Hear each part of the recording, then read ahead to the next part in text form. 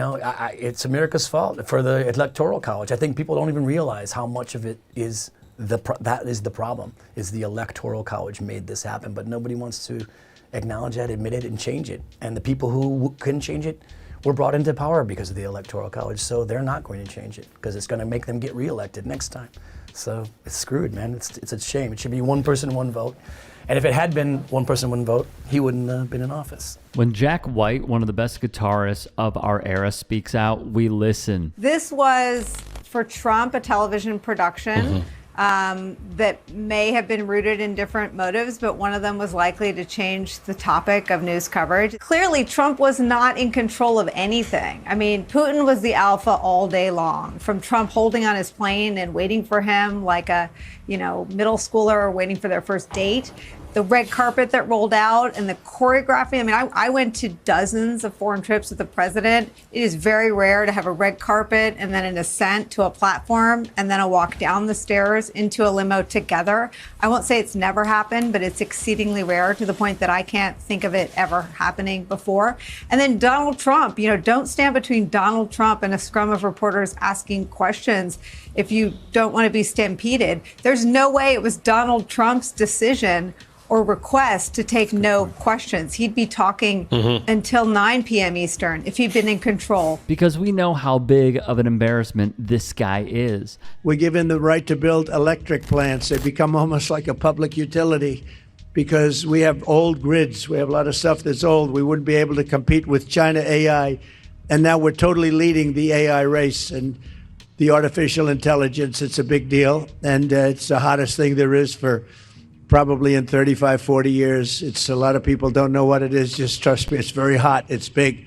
But they need massive amounts of electricity. They need more electricity than we have right now in the whole country servicing everything. In other words, we have to at least double it up to be competitive and to be leading. How wasteful he is. How he is doing the public bidding for the tech industry because they donated to him. Thus, considering what we've had to witness for the second go-round, White spoke out. With a picture of Ukraine President Volodymyr Zelensky and Donald Trump in the Oval, White wrote the following: "Look at how disgusting Trump has transformed the historic White House. It's now a vulgar, gold-leafed, and gaudy professional wrestler's dressing room. Can't wait for the UFC match on the front lawn, too. He's almost fully achieved the movie Idiocracy. Look at his disgusting taste. Would you even buy a used car from this con man, let alone give him the nuclear codes? A gold-plated Trump Bible would look perfect up on that mantle with a pair of Trump shoes on either side, wouldn't it? What an embarrassment to American history." Also pictured in this photograph, a real leader of a nation in a black suit. He tagged Ric Flair, by the way, where Trump is seated. Thus, this man, Steven Cheung, a former crony with the UFC, who's now a crony with this administration, mouth dribbled the following statement on Jack White. "Jack White is a washed-up, has-been loser, posting drivel on social media because he clearly has ample time on his hands due to his stalled career." I'm seeing him at Riot Fest, by the way. "It's apparent he's been masquerading as a real artist because he fails to appreciate and quite frankly disrespects the splendor and significance of the Oval Office inside of the people's hands." That led to Jack White responding as follows. Showing a photo of Trump holding his golden sneakers, White wrote, "I was raised to believe that we defeated fascism in World War II and that we would never allow it again in the world. I don't always state publicly my political opinions, and like anyone, I don't always know all the facts. But when it comes to this man and this administration, I'm not going to be like one of the silent minority of 1930s Germany. This man is a danger to not just America, but the entire world, and that's not an exaggeration. He's dismantling democracy and endangering the planet on a daily basis, and we all know it. To announce that there must be no criticism of the president or that we are to stand by the president, right or wrong, is not only unpatriotic and servile, but is morally treasonable to the American public." Theodore Roosevelt. His statements would continue, so buckle up because it's a doozy. Listen, I'm an artist and not a politician, so I'm in no need to give my answer or opinion on anything if I'm not inspired or compelled. But how funny that it wasn't me calling on Trump's blatant fascist manipulation of government, his Gestapo-ice tactics, his racist remarks about Latinos, Native Americans, etc., his ridiculous wall construction, his attacks on the disabled, his attempted coup and mob insurrection, and destruction of the sacred halls of Congress, his disparaging, sexist, and pedophilic remarks about women, his obvious attempts at distraction about being a close personal friend of Jeffrey Epstein, and his inclusion in the Epstein files, his ignorance of the dying children in Sudan, Gaza, and the Democratic Republic of Congo, his lack of empathy for military veterans and those struggling with poverty, his attempts to dismantle healthcare, his obvious wimpy and pathetic kowtowing to the dictators Putin and Kim Jong-un, his Nazi-like rallies, his attempts to sell merchandise and products like Goya beans through the office of the president, his fake gunshot to the ear that he showed no medical records or photographs of, his constant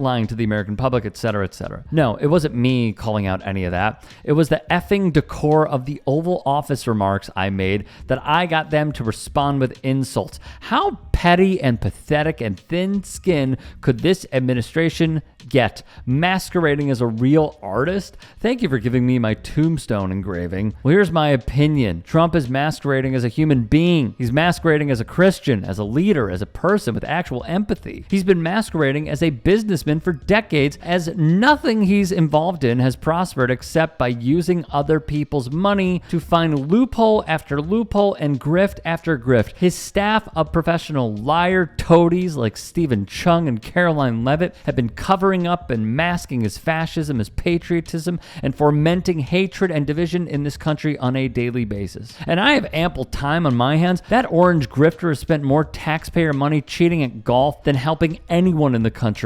improve anything. There is no progress with him, only smoke and mirrors and tax breaks for the ultra wealthy. So MAGA folk, enjoy your concrete paving over the Rose Garden, your $200 million ballroom in the White House, and your gaudy ass gold spray painted trinkets from Home Depot, because he ain't spending any money on helping you unless you fit into his white supremacist country club rich idiot agenda. Wow, he hates who you hate. Good for you. Be proud of yourselves. How Christian of you all. The only way you can support this con man is because you are a victim of the two-party system and you defend your guy no matter what he does. No intelligent person can defend this low-life fascist, this bankrupter of casinos, this failed seller of Trump steaks, Trump vodka, Trump water. This man and his goon squad have failed upwards for decades and have fleeced the American people over and over. This professional golf cheat, this grifter who has hundreds of thousands of deaths from his inaction of the pandemic on his hands, this man that the majority of the country somehow were fooled into supporting and voting into office through the flawed Electoral College and their love of reality television stars,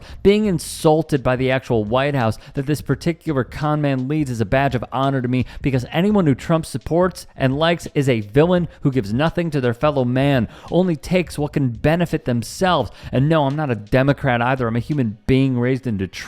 I'm an artist who's owned his own businesses, like his own upholstery shop and recording label since he was 21 years old, who has enough street sense to know when a 3-card Monte dealer is a cheap grifter and thief. He then featured the following photos in his post: the weird gift shop Trump has set up in the White House, Trump with the Goya products in the Oval Office because the founder endorsed him, the construction he ordered, a Snopes.com article where they fact-checked the headline. Survey found 47% of Republicans would still vote for Trump, even if implicated in Epstein's crimes. The BS line from Tennessee Senator Marsha Blackburn stating Trump loves cops, Trump selling Bibles for profit, and a photo of Cheung himself.